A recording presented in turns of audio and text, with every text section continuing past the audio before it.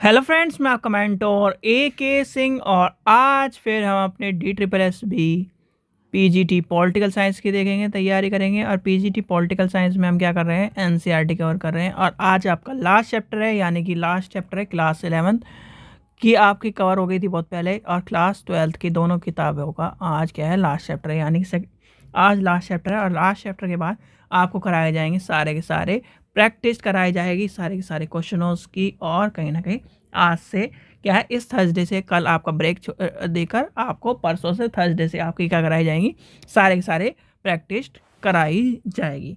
चलिए तो आज का चैप्टर देखते हैं, यानी कि आज क्या है आपका लास्ट चैप्टर है, क्या है जिसे हम कहते हैं वैश्वीकरण। अब वैश्वीकरण क्या है, यानी कि वैश्वीकरण क्या है, इसके यानी कि इसके बाद हम क्या है वैश्वीकरण में क्या करें, कहीं ना कहीं वैश्वीकरण एक तरह से पूरे विश्व के बारे में कहीं ना कहीं रिप्रेजेंट करता है, तो इसे कहीं ना कहीं वैश्वीकरण की बात कहते हैं। जैसे इसमें क्या, इसने आप जब चैप्टर पढ़ाओगे, यानी कि एज ए पीजीटी होने, हाँ एक चीज़ और, जो भी स्टूडेंट DSSB या TGT SST और PGT आपके पॉलिटिकल साइंस के लिए वीडियो देख रहे हो, तो आप इस वीडियो को देखें कृपया। नहीं तो आप कोई भी छात्र हो तो आप अभी स्किप मार दें, क्योंकि मैं आपका समय बर्बाद नहीं करना चाहता।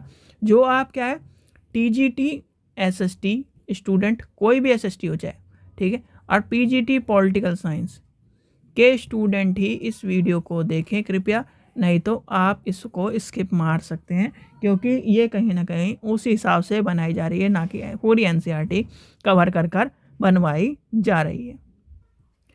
तो चलिए इस चैप्टर में देखते हैं। वैश्वीकरण के बारे में सबको पता है कि वैश्वीकरण होता क्या है। एक तरह से ये नहीं, ग्लोबलाइजेशन, यानी कि ये मान लीजिए सभी देश एक तरह से एक साथ जुड़ के और कहीं ना कहीं अपनी, यानी कि जैसे हम क्या है कुछ चीज़ बना रहे हैं, और तो वो क्या है दूसरे देश में, और दूसरी चीज़ की कहीं ना कहीं दूसरे देश की कहीं ना कहीं हम चीज़ यूज़ कर रहे हैं। तो ग्लोबलाइजेशन कहीं ना कहीं एक तरह से इस तौर पर माना जाता है। अब ग्लोबलाइजेशन चैप्टर में आपका क्या है, ये सारा चैप्टर आपको बच्चों को पढ़ाना, ना कि आपके लिए इंपॉर्टेंट है। इसमें से जो जो चीज़ें इंपॉर्टेंट है वो आपकी लास्ट में आती है, क्योंकि इस चैप्टर में लास्ट, यानी लास्ट चैप्टर है और लास्ट में ही कहीं ना कहीं चीज़ें इंपॉर्टेंट है। यानी कि ग्लोबलाइजेशन में आपको क्या है, चकाचौंध, जैसे क्या कह रहा है, यानी कि 16 नंबर दिखाया गया है। I am a teacher I am March because to the child is, यानी कि 13, यानी कि 15 नंबर में क्या दिखाया गया, अप्रवासी के समर्थन में एक आंदोलन में करते हुए एक शिक्षक की बात कही है। मॉल में झलक, यानी कि मॉल की झलक क्या दिखाई गई है, और नए बाजार की संस्कृति को दर्शाया गया है। तो ये क्या है आपका ग्लोबलाइजेशन क्या है। अब यहाँ से शुरू होती है इस चैप्टर में कहानी, यानी कि 1991 में वित्तीय संकट से उभरने और आर्थिक वृद्धि की ऊंचाई, यानी ऊंची दौर को हासिल करने के लिए की इच्छा में भारत में आर्थिक सुधार की योजना शुरू की गई।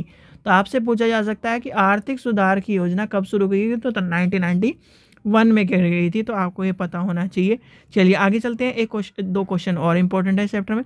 फिर आता है 1999 में सिएट में विश्व व्यापार संगठन की मंत्री परिषद की बैठक हुई थी। तो आपको पता होना चाहिए क्या है, 1999 में विश्व व्यापार इसकी मंत्री की बैठक हुई थी।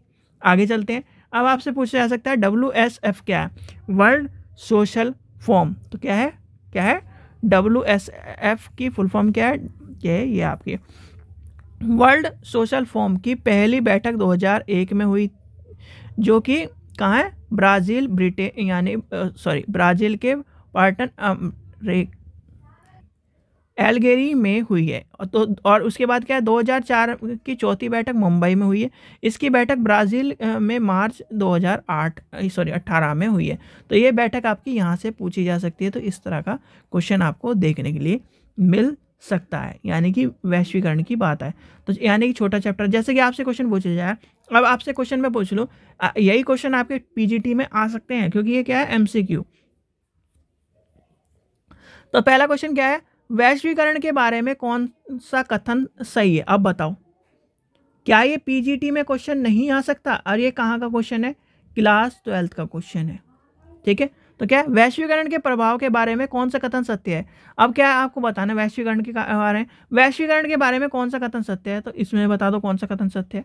तो क्या है अगला क्या है, वैश्वीकरण के बारे में कौन सा कथन सत्य है, निम्न में से कौन सा कथन गलत है। यानी कि ये सारे के सारे वैश्वीकरण के यानी 5 क्वेश्चन आपको इस चैप्टर में मिल गए, जो आपके क्या है टीजीटी पीजीटी में कहीं ना कहीं आपको देखने के लिए मिल सकते हैं। ठीक है बच्चों, तो ये था छोटा चैप्टर। आज आपका क्या है लास्ट चैप्टर था, ये ख़त्म हो चुका है। अब आपका क्या है कल आपको यानी कल पीजीटी की नहीं वीडियो मिलेगी, परसों मिलेगी। अब थर्सडे को आपको कहीं ना कहीं थर्सडे से आपके क्या है आपके सारे के सारे जितने भी क्वेश्चन आंसर हैं प्रैक्टिस कराई जाएंगी सारे के सारे पॉलिटिकल साइंस की। ठीक है बच्चों, चलिए आशा करता हूँ आपको वीडियो पसंद आई। वीडियो पसंद आए तो लाइक करें, चैनल को सब्सक्राइब करें, वीडियो को ज़्यादा से शेयर करें। Thank you.